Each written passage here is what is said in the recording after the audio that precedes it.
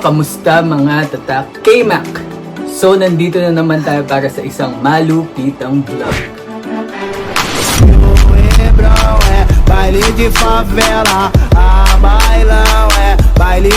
Welcome back to my channel guys. So ngayon, panibagong vlog na naman. Gagawa tayo ng malupitang Mongolian rice. So papakita ko sa inyo guys. Ito yun, Mongolian fried rice na home style. So yung mga tirang ulam nyo dyan sa bahay at tirang kanin, ating pasasarapin. Kung paano yan, papakita ko sa inyo paano ginawa. Tara, nood na.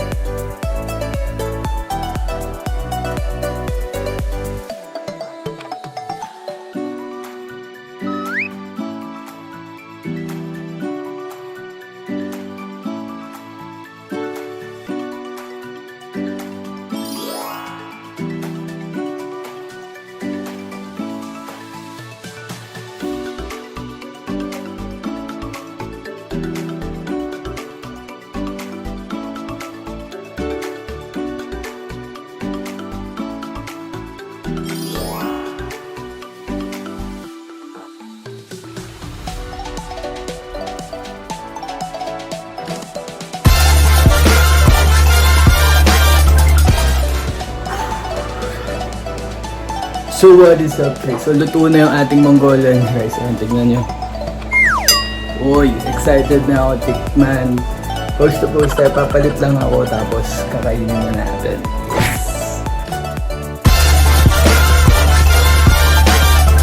What is up guys? So welcome back ulit. Tapos na natin lutuin yung ating Mongolian rice. Ang bango guys, ang bango, sinasabi ko sa inyo. So mabilisan lang siya. Dito walang kung anong talagang ingredients. Basta kasi ang Mongolian rice naman alam natin sobrang masahog na pagkain. Plus pag Mongolian rice meron siyang mga gulay. Yun, so nakita nyo naman, pinakita ko kanina kung ano lang yung mga nandyan. Pinagsama-sama ko. At yan, may malupitang pagkain na tayo guys. So sana try nyo rin sa bahay nyo. At ngayon, titikman na natin. So pause na pause ako kanina nung niluluto ko to, ang init dun sa kusina. So ito na. So ano ba yung mga nilagay natin dyan guys? Yun, mayroon tayong crab stick, yung tirang pork steak, corn, pansit kasi wala kaming toge, pansit, tapos yung tirang ginisang gulay, ayun, tapos yung mga sahog na mga oyster sauce, toyo, pero di na ako naglagay ng asin guys, itlog,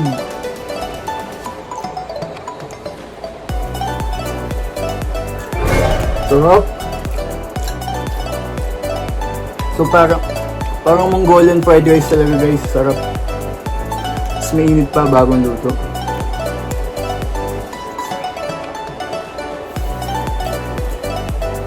Ang sarap guys, hindi siya ganun kaalat. Balanse, nalalasahan ko yung oyster sauce. Tapos yung timpla nung pork steak namin, sarap.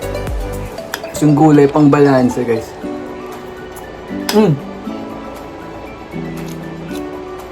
Sa mga nagtatanong pala kung bakit yung rice namin ganun, pinagalong white rice tsaka pink rice. So yun, medyo healthy lang. Kasi pag purong pink rice parang matigas, parang ganun, hindi ko alam.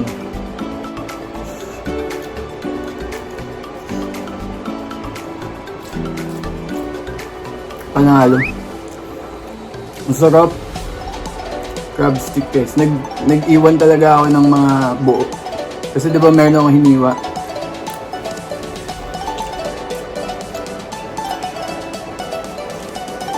Feeling ko talaga para ako nasa labas. Umorder ka ng Mongolian rice sa labas.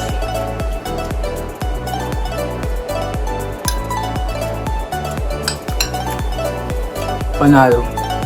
Pwede siyang pang breakfast, pang lunch, pang dinner, pang merienda. Pero ngayon talaga, merienda ko lang siya kinakain. Gutom kasi ako eh. Kaya maghanap ako ng mga kain. Ayun, nakita ko ang daming tira. Yung kaning lamig nyo ating pasasarapin.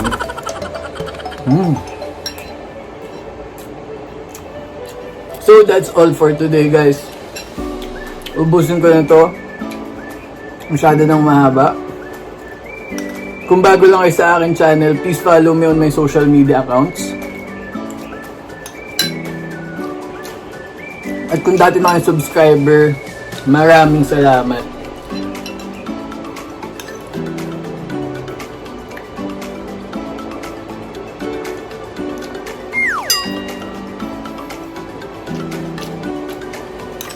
At kung meron pa kayong gustong mga contents na pwede kong gawin, please comment down below guys.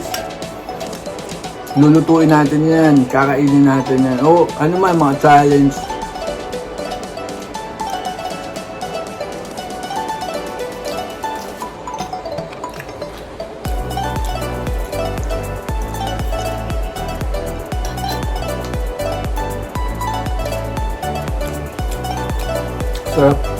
So yun nga guys, tatapusin ko na to dito. Sana may natutunan kayo, sana nagustuhan nyo. Please do like, comment, and subscribe. Adios amigos, salute, bye.